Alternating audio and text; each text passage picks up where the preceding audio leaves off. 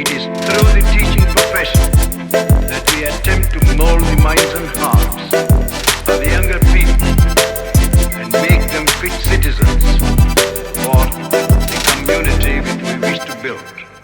The story of how the humble pizza came to enjoy such a global dominance reveals much about the history of migration, economics, and technological changes.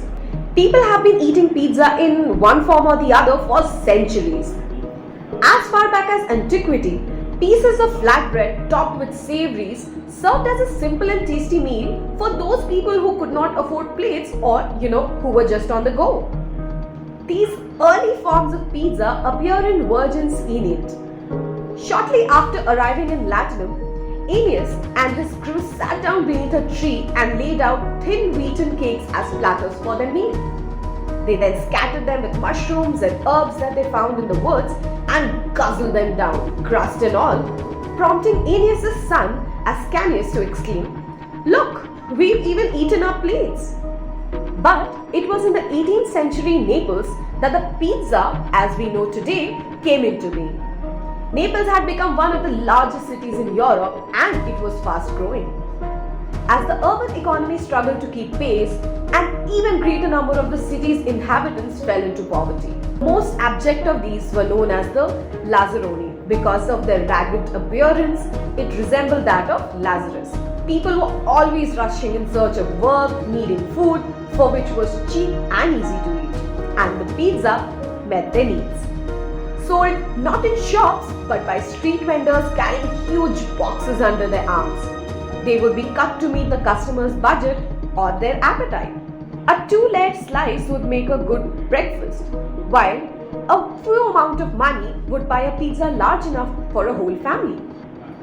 The simplest were topped with nothing more than garlic, lard and salt. But others included cheese, wheat beet or basil. Some even had tomatoes on top. For a long time, pizzas were scorned by food writers. When the first cookbooks appeared in the late 19th century, they pointedly ignored pizza. All that changed after Italian unification. While on a visit to Naples in 1889, King Umberto I and Queen Margherita grew tired of the complicated French dishes they were served for all 3 meals. They hastily summoned someone to prepare some local specialities for the Queen.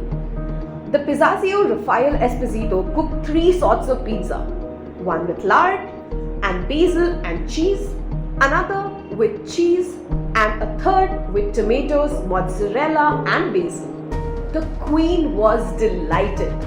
Her favorite, the last of the 3, was christened Pizza Margherita in her honor. This signaled an important shift. Margherita's seal of approval not only elevated the pizza from being a food fit for the Lazzaroni to being something for a royal family that they could also enjoy, but it also transformed pizza from a local into a truly national dish.